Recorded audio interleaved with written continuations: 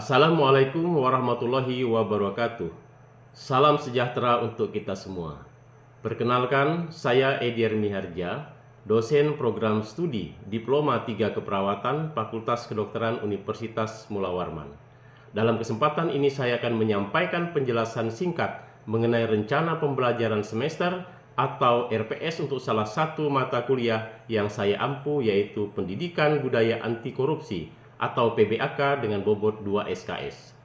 Video ini merupakan bagian dari unjuk kerja dalam Tridharma Perguruan Tinggi, khususnya dalam bidang pendidikan dan pengajaran, serta menjadi bagian dari dokumen pernyataan diri dosen dalam pengajuan sertifikasi dosen gelombang 1 tahun 2025.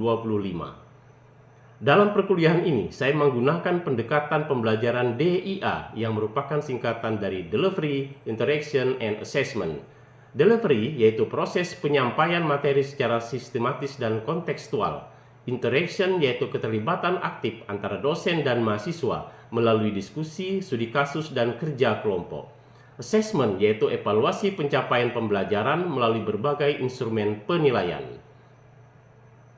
Deskripsi mata kuliah. Mata kuliah Pendidikan dan Budaya Anti Korupsi ini merupakan salah satu mata kuliah dalam kurikulum institusi. Mata kuliah ini merupakan kajian dari sebuah disiplin ilmu hukum dan sosial politik. Tujuan dari adanya mata kuliah ini ialah agar mahasiswa mampu mengidentifikasi berbagai bentuk korupsi, faktor penyebab tindakan korupsi, sanksi pidana atas korupsi, penanganan terhadap tindakan korupsi, dan pembentukan karakter mahasiswa yang anti terhadap korupsi. Pembelajaran dirancang melalui ceramah dan diskusi dan problem-based learning untuk memberikan kesempatan kepada mahasiswa menyelesaikan capaian pembelajaran. Capaian pembelajaran mata kuliah. Setelah mengikuti mata kuliah ini, mahasiswa diharapkan mampu menjelaskan konsep dan sejarah korupsi di Indonesia, menjelaskan faktor-faktor penyebab korupsi, menjelaskan dampak korupsi, menjelaskan nilai dan prinsip anti korupsi, menjelaskan strategi dan upaya pencegahan dan pemberantasan korupsi, menjelaskan tata kelola pemerintahan yang baik, menjelaskan tindak pidana korupsi dalam peraturan perundang-undangan, menjelaskan peran mahasiswa dalam upaya pencegahan korupsi, dan menganalisis kasus-kasus korupsi sesuai jenis tindak pidana korupsi. Adapun materi perkuliahan adalah sebagai berikut: 1. Konsep korupsi. Yang kedua, faktor-faktor penyebab korupsi. Yang ketiga, dampak masif korupsi. Yang keempat, nilai-nilai dan prinsip anti korupsi. 5. Sejarah korupsi. 6. Tata kelola pemerintahan yang baik. 7. Menumbuhkan semangat dan sikap anti korupsi. 8. Strategi dan upaya pemberantasan korupsi. 9. Peran mahasiswa dalam pemberantasan korupsi. 10. Tindak pidana korupsi dalam peraturan perundang-undangan di Indonesia.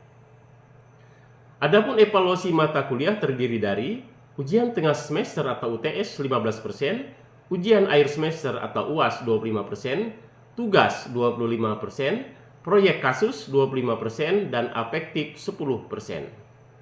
Referensi yang digunakan dalam mata kuliah ini antara lain: 1. Pendidikan Anti Korupsi untuk Perguruan Tinggi oleh Ditjen Dikti Kementerian Pendidikan dan Kebudayaan RI tahun 2011. 2. Buku Ajar Pendidikan dan Budaya Anti Korupsi yang diterbitkan oleh Pusdiklatnaker Badan PPSDM Kesehatan Kementerian Kesehatan RI tahun 2014. 3. Modul Pendidikan Budaya Anti Korupsi di Politeknik Kesehatan Kementerian Kesehatan yang diterbitkan oleh Badan Pengembangan dan Pemberdayaan SDM Kementerian Kesehatan tahun 2020. 4. Memahami untuk Membasmi, buku panduan untuk memahami tindak pidana korupsi yang diterbitkan oleh KPK tahun 2006. Demikian penjelasan singkat mengenai rencana pembelajaran semester atau RPS untuk mata kuliah Pendidikan Budaya Anti Korupsi. Selanjutnya, marilah kita bersama-sama kita saksikan contoh video pembelajaran yang dilakukan secara offline atau di dalam kelas berikut ini. Baik, Assalamualaikum warahmatullahi wabarakatuh. Waalaikumsalam warahmatullahi wabarakatuh. Selamat siang mahasiswa semuanya. Apa kabarnya hari ini? Alhamdulillah. Baik ya, pada hari ini kita akan melanjutkan perkuliahan PBAK, Pendidikan Budaya Anti Korupsi, dan pada hari ini kita melaksanakan pertemuan yang ke-10 ya. Namun sebelum kita memulai pertemuan, mulai perkuliahan, kita ada sedikit permainan agar supaya perkuliahan kita pada hari ini tidak terlalu tegang ya, tidak lebih rileks ya, dan saudara bisa lebih bersemangat. Kita mulai permainan ini dengan cara nanti saudara menyebutkan angka, ya, angka 1, 2, 3, 4, 5, 6, seterusnya, ya, dari sini, ya, terus ke belakang, ya, belakang terakhir berarti di sana nanti. Hanya pada angka kelipatan 4, ya, jadi angka 4, 8, 12, 16 itu diganti dengan kata door. Bisa dipahami? Ya, baik ya. Jadi kita langsung saja, mohon fokus ya, jangan sampai salah. Ya, kita mulai dari sini ya. Oke. 1, 2, 3, 2, 5, 6, 7, 9, 10, 11, 12, 14, 15, 16, 19, Oke, tepuk tangan dulu untuk kita semua. Ya. Baik ya.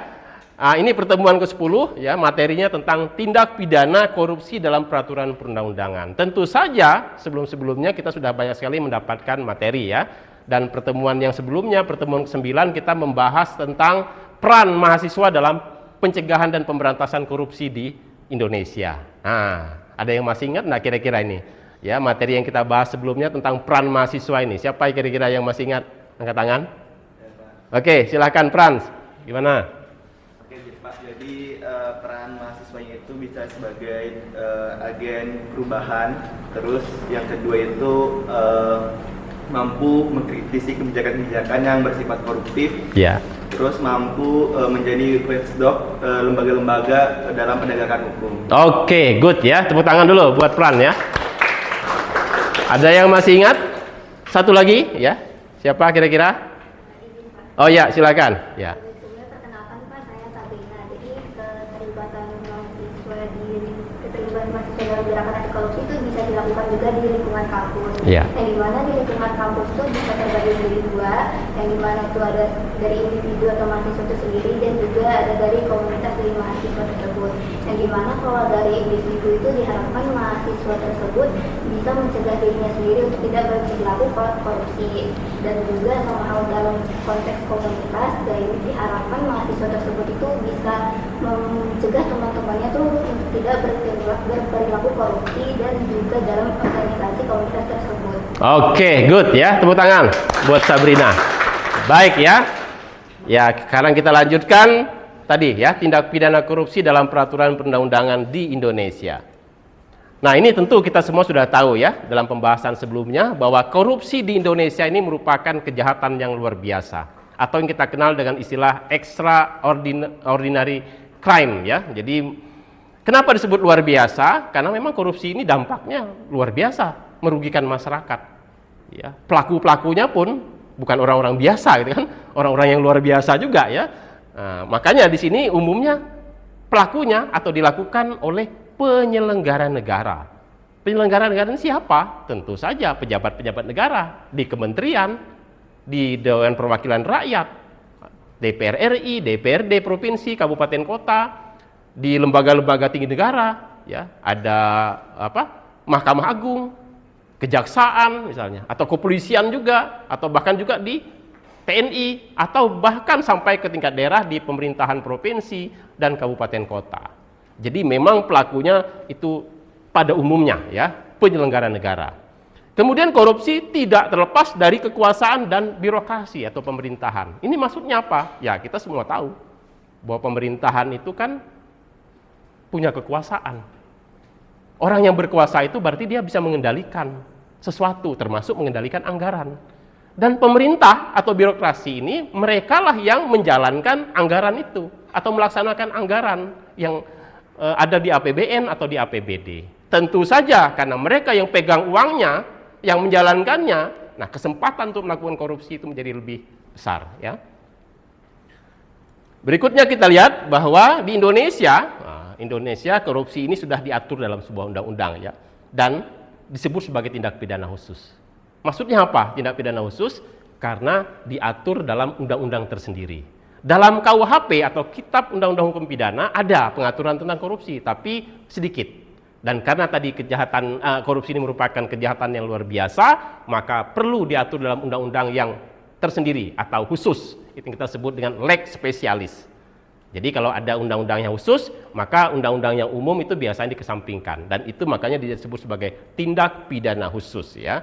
Dan undang-undang yang mengaturnya itu adalah Undang-Undang Nomor 31 tahun 1999 tentang pemberantasan tindak pidana korupsi. Dan undang-undang ini kemudian diubah dengan Undang-Undang Nomor 20 tahun 2001 tentang pemberantasan tindak pidana korupsi.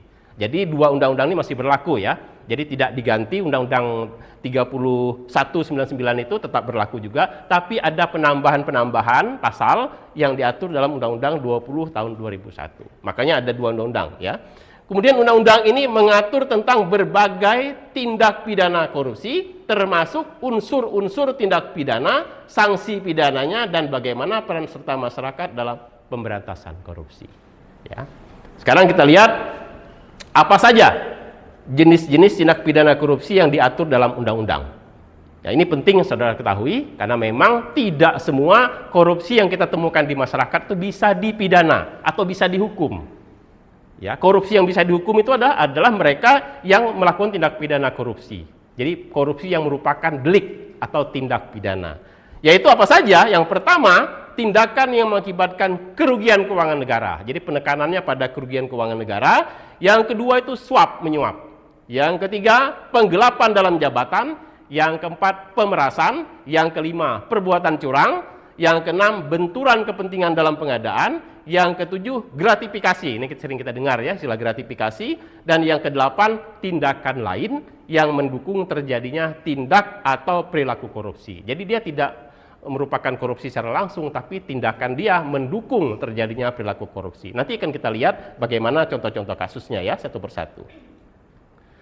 Yang pertama, korupsi terkait kerugian keuangan negara. Ini banyak sekali contoh. Ya, di sini pimpinan institusi menggelembungkan harga, memarkup HPS. HPS itu harga perkiraan sendiri. Jadi kalau ada proyek di kampus itu, sebelum kontraktor melaksanakan atau penyedia rekanan lah ya, itu ya, yang melaksanakan pembangunan sebuah proyek di kampus atau dimanapun di institusi milik pemerintah, itu biasanya ada pejabat pengadaan atau orang yang diberi tanggung jawab untuk melaksanakan tender atau lelang ya, dan mereka harus menentukan HPS, harga perkiraan sendiri.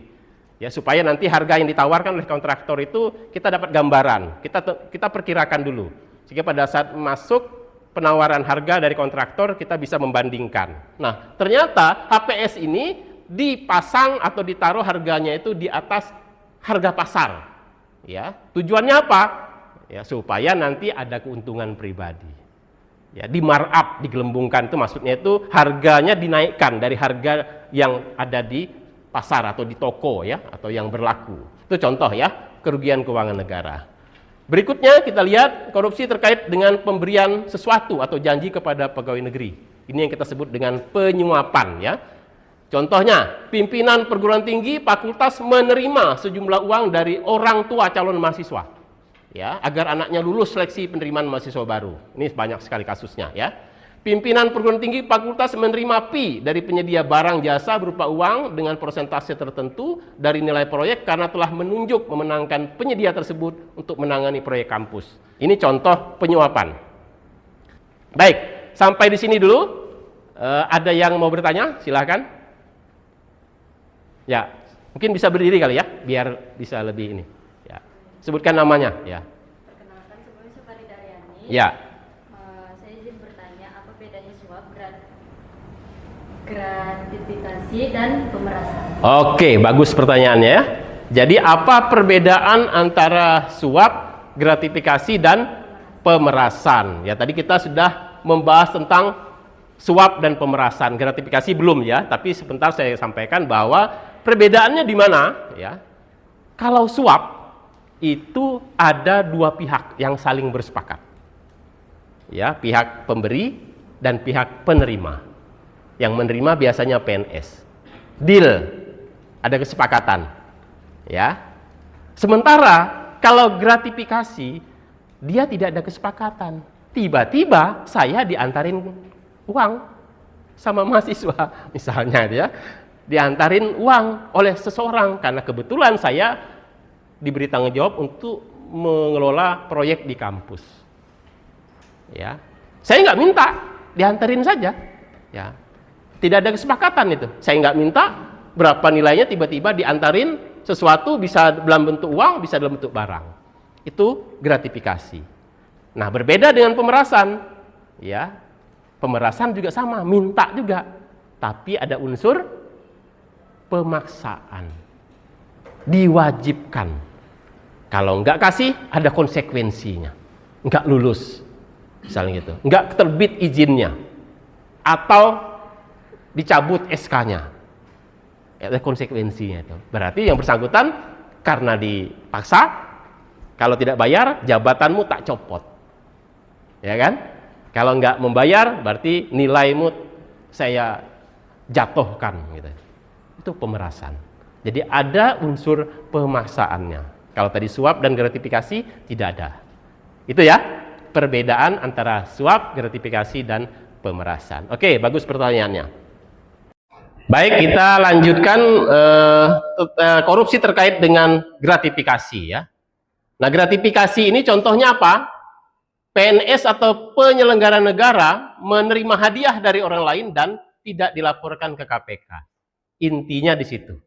Jadi kalau ada PNS atau penyelenggara negara menerima hadiah dari orang lain, tidak dilaporkan ke KPK. Tapi kalau dia bukan PNS, bukan penyelenggara negara, no problem. Ya. Dilaporkan ke KPK juga no problem pada akhirnya. Jadi intinya dilaporkan ke KPK. Nah, misalnya lagi pimpinan pejabat kampus atau dosen yang notabene dia seorang PNS menerima hadiah dari mahasiswa atau orang lain yang berhubungan dengan jabatannya, tidak dilaporkan ke KPK. Ya. Kalau di rumah sakit atau di puskesmas, perawat atau dokter yang berstatus sebagai PNS menerima hadiah dari pasien agar mendapatkan perhatian khusus dan dilayani lebih baik dari pasien yang lain. Itu juga gratifikasi. Jadi dokternya tadi, perawatnya tadi, dosennya tadi nggak minta, tapi dikasih hadiah. Tentu saja hadiahnya ini ada tujuannya gitu kan, ada kepentingannya. Tidak minta, tapi ada kepentingannya. Dan kalau itu berkaitan dengan jabatan, ya kemudian tidak dilaporkan ke KPK, maka itu dianggap sebagai gratifikasi. Nah, sampai di sini masih ada yang ingin bertanya? Silakan. Ya, silakan. Bisa berdiri, sebutkan namanya. Semua pemberian hadiah kepada pejabat itu harus dilaporkan ke KPK. Oke, ya bagus pertanyaannya ya. Tadi saya katakan bahwa ini pemberian hadiah ya kepada pejabat PNS atau penyelenggara negara. Nah, di sini ada batasannya. Meskipun dikatakan di sini menerima hadiah, tetapi tidak semua hadiah kepada PNS tadi atau penyelenggara negara tadi itu dikatakan gratifikasi.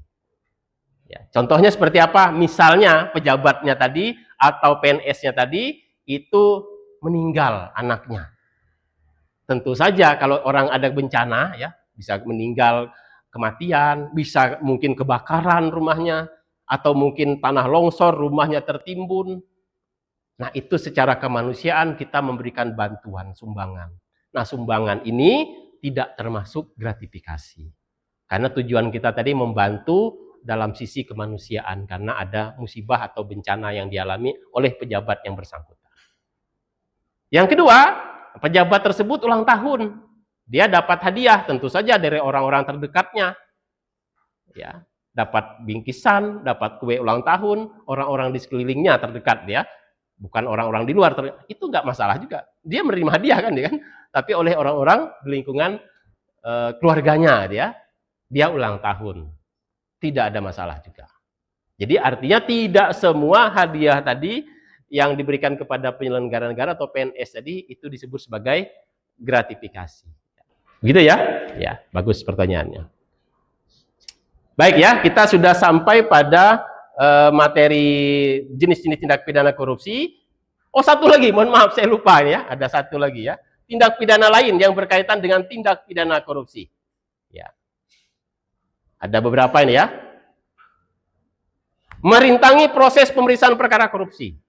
Jadi kalau ada pihak-pihak yang merintangi pemeriksaan perkara korupsi, pada kasus, contoh kasusnya itu Setio Novanto, Ketua DPR RI ya, pernah jadi Ketua DPR RI. Setio Novanto itu pengacaranya dan dokternya itu dipenjara karena kasus korupsinya Setia Novanto. Mereka tidak melakukan korupsi, tapi mereka merintangi proses pemeriksaan kasus korupsi. Kenapa? Karena dokternya pada saat itu mengatakan bahwa Setia Novanto itu sakit, dirawat di rumah sakit sehingga tidak boleh diperiksa. Padahal sakitnya bohong. Pengacaranya juga demikian. Dia berbohong kepada penegak hukum bahwa kliennya itu sedang sakit dan tidak bisa dilakukan pemeriksaan. Padahal sakitnya bohong. Dan terbukti itu bohong, maka dia dianggap merintangi dan dia bisa dipidana. Nah, sekarang berikutnya kita masuk ke tugas kelompok ya. Jadi mahasiswa kita bagi dalam 4 kelompok. Silahkan nanti membentuk kelompok, ada 4 kelompok. Tugas masing-masing kelompok adalah mencari berita kasus korupsi melalui media online. Ya, saudara-saudara sekarang kan membawa HP semua, terutama kasus korupsi di bidang pendidikan dan kesehatan yang saat ini terjadi di Indonesia. Bisa yang baru saja, bisa juga yang sudah lama ya. Selanjutnya jelaskan atau paparkan jenis tindak pidana korupsi yang terjadi atau yang dilakukan oleh pelakunya tersebut ya. Pelakunya apa yang dia korupsi, di mana kasusnya, kemudian jenis tindak pidana korupsi apa yang dilakukan. Nah, itu kita bahas dalam kelompok. Nanti setelah itu kita akan bahas ya. Maksudnya kita paparkan masing-masing kelompok nanti memaparkan kasusnya masing-masing. Oke, silahkan membentuk kelompok. Kita akan diskusikan kasus ini.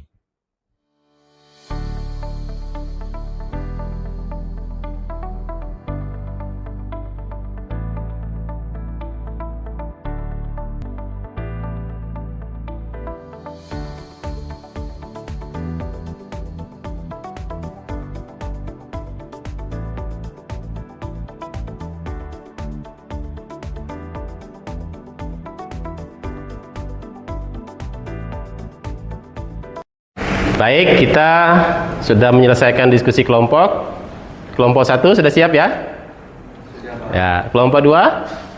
Kelompok 3? Ya, silakan nanti maju ke depan juru bicaranya untuk memaparkan hasil diskusinya. Kelompok 1 dulu silakan. Baik, Assalamualaikum warahmatullahi wabarakatuh dan selamat siang teman-teman semua dan selamat siang Bapak.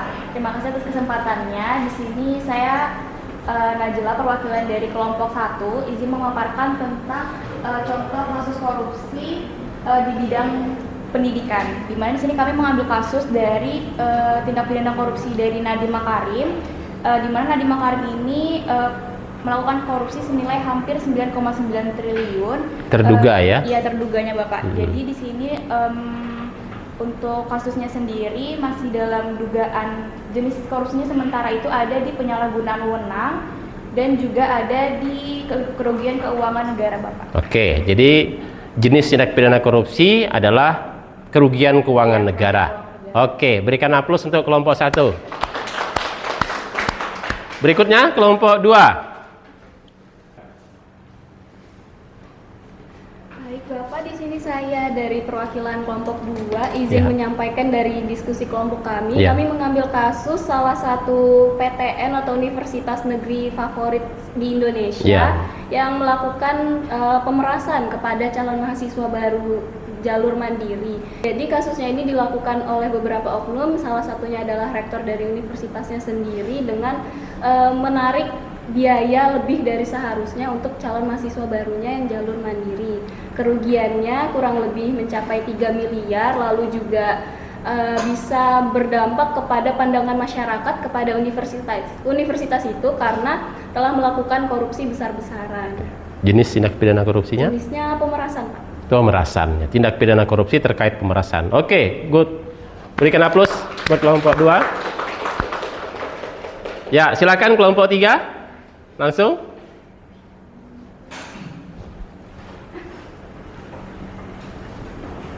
Ya, silakan. Assalamualaikum warahmatullahi wabarakatuh. Waalaikumsalam. Saya perwakilan dari kelompok 3 yang menyampaikan. Jadi di tahun 2024 itu terdapat kasus tindak pidana korupsi 3 pegawai RSUD AWS Samarinda, yaitu sebagai tersangka kasus dugaan korupsi pembayaran tambahan penghasilan pegawai, yaitu mereka melakukan tindak pidana mengubah biaya nominal biaya pembelian alat medis rumah sakit dari Dari tindakan mereka itu, mereka diancam 5 tahun penjara dan jenis korupsi mereka itu kerugian uang negara. Oke, jenis korupsi yang dilakukan adalah kerugian keuangan negara. Oke, berikan aplaus untuk kelompok 3. Oke ya, baik. Tadi kita sudah bersama-sama membahas beberapa contoh kasus korupsi sesuai dengan berita yang sudah dapatkan di media online. Ya, baik kelompok 1, kelompok 2, dan kelompok 3 ya. Ini ada beberapa pertanyaan untuk bisa mengingatkan kita kembali kepada materi yang barusan saja kita bahas. Yang pertama pertanyaan, sebutkan jenis-jenis tindak pidana korupsi dalam undang-undang yang berlaku di Indonesia. Siapa yang bisa menjawab? Silakan, Iqbal. Menurut Undang-Undang Nomor 31 Tahun 99 Nomor 20 Tahun 2001, jenis-jenis tipikor dalam undang-undang itu ada 8. Yang pertama, tindak pidana korupsi yang mengakibatkan kerugian keuangan negara. Lalu yang kedua itu suap menyuap. Yang ketiga itu pemerasan. Yang keempat itu ada penggelapan dalam jabatan. Yang kelima juga ada perbuatan curang. Lalu ada benturan dalam kepentingan pengadaan. Terus juga ada gratifikasi, dan yang terakhir itu adalah tindakan yang mendukung terjadinya tindak atau perilaku. Oke, bagus sekali ya. Berikan aplaus buat Iqbal. Oke, berikutnya pertanyaan, siapa saja pelaku yang dapat dipidana dalam kasus korupsi penyuapan? Siapa yang berani menjawab? Silakan, ya, berdiri. Baik, nama saya Naimah, saya izin menjawab dari pertanyaan Bapak. Sebelumnya berdasarkan dari penjelasan Bapak itu, saya bisa simpulkan ada 2 pelaku yang bisa dihukum untuk kasus korupsi ini. Yang pertama itu ada pihak yang pemberi suap, kemudian kedua ada pihak yang menerima atau mendukung penyuapan tersebut. Oke ya, pihak pemberi dan pihak penerima yang bisa dijadikan pelaku korupsi suap menyuap. Oke, bagus, berikan aplaus ya. Sekarang pertanyaan yang ketiga, berikan contoh korupsi terkait pemerasan yang bisa terjadi di kampus. Ya Pak? Oke, silakan. Baik Pak, saya izin menjawab. Jadi untuk contoh korupsi sendiri yang bisa terjadi di lingkungan kampus itu bisa yang pertama, perguruan tinggi atau fakultas atau prodi itu menarik biaya dari mahasiswanya tanpa dasar hukum. Lalu yang kedua, pimpinan fakultas atau perguruan tinggi itu memotong gaji karyawan untuk menunjang kegiatan dalam kampus. Lalu yang ketiga itu, oknum dosen itu memaksa mahasiswanya untuk membeli buku, misalnya buku yang oknum dosen tersebut sendiri terbitkan. Oke, bagus ya contohnya. Berikan aplaus. Ya. Baik. Sebelum kita mengakhiri ya, ini ada tugas kelompok untuk pertemuan kita berikutnya ya. Pertemuan kita berikutnya masih ada 4 kali pertemuan lagi, dan nanti kita akan membahas materi ini berdasarkan kelompok. Jadi ada tugas kelompok, yaitu nanti mengidentifikasi kasus korupsi seperti yang barusan kita bahas ya, tetapi menjadi lebih detail ya. Nanti akan dipaparkan pasalnya, pasal berapa ya, selain kronologi kasusnya, pasal berapa, kemudian unsur tindak pidananya apa saja yang dilanggar, kemudian fakta perbuatan yang dilakukan ya, dan kemudian alat bukti tentu saja, sehingga nanti kesimpulannya bahwa yang bersangkutan memang dianggap melanggar pasal tersebut dan berpotensi untuk mendapatkan hukuman pidana sesuai dengan ketentuan peraturan perundang-undangan. Demikian ya, sudah bisa dipahami. Ada yang mau ditanyakan untuk tugas? Tidak ada? Oke. Alhamdulillah, terima kasih saudara-saudara sudah berkenan untuk mengikuti perkuliahan pada hari ini, dan harapan saya apa yang sudah kita bahas barusan tadi itu bisa menjadi trigger saudara nanti untuk bisa tetap berperan sebagai mahasiswa dalam mencegah dan bahkan bisa ikut berpartisipasi memberantas tindak pidana korupsi di Indonesia. Sampai ketemu lagi di minggu depan ya, di pertemuan dengan diskusi kelompok. Kita akhiri. Assalamualaikum warahmatullahi wabarakatuh. Selamat siang.